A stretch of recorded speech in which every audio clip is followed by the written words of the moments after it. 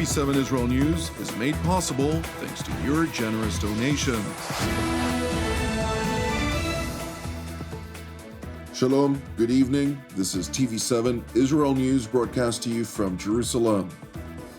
Prime Minister Netanyahu reiterates his pledge while visiting Hungary to smash Iran's terror axis. US President Donald Trump stresses his determination to negotiate with Iran directly. Turkish Foreign Minister Hakan Fidan says Ankara does not seek a confrontation with Israel and Syria. Israel will smash the Iranian terror axis, which threatens not only Israel, but Europe and many of Israel's neighbors in the Middle East.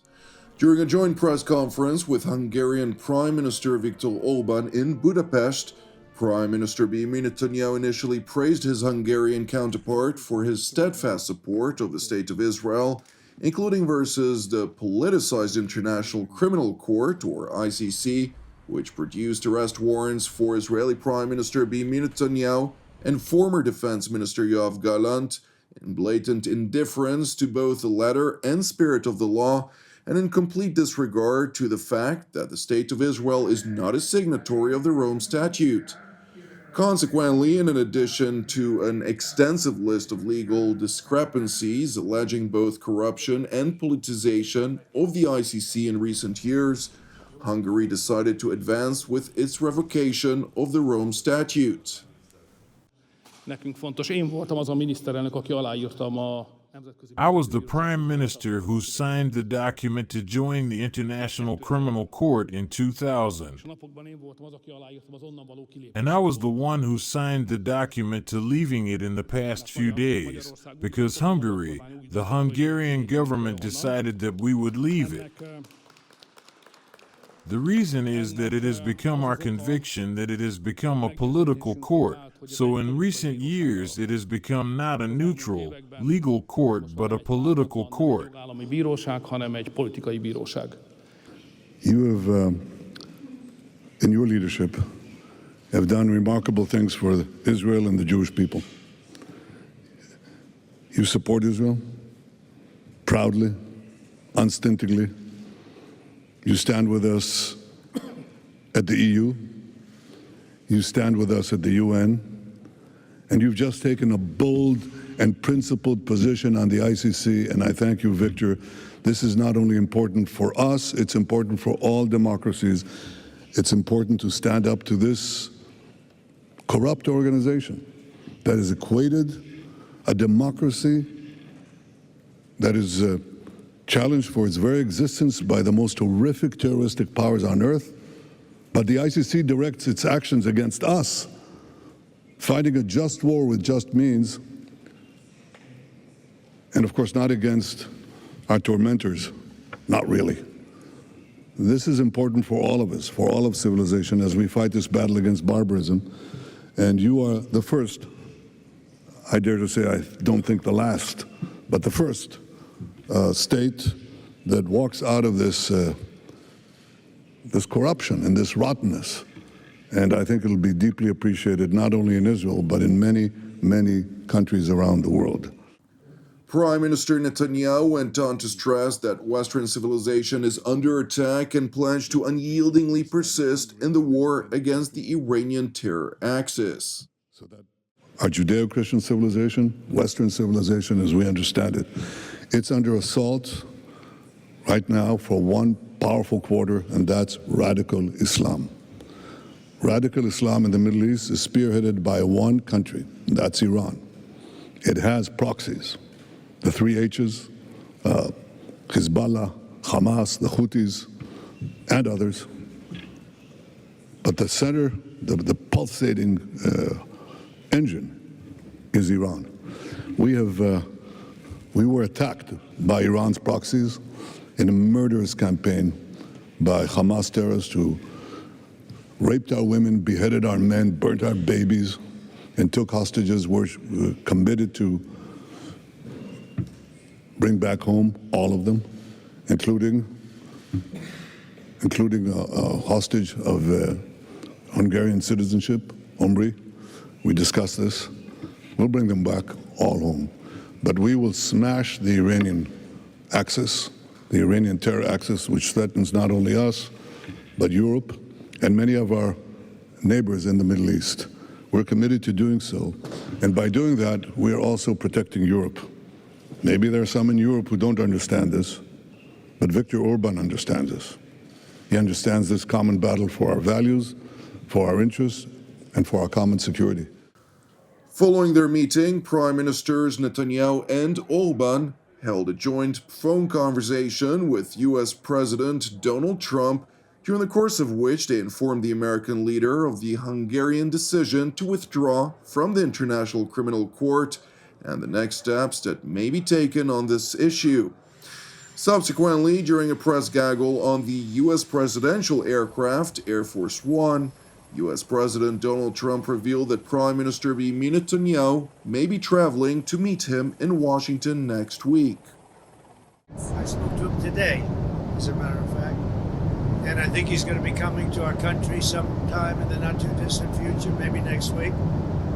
And we'll speak about Israel, and we'll speak about what's going on. That's another thing we'd like to get solved, and I think we will get it solved. But I think he very well may be coming next month. Benjamin Netanyahu.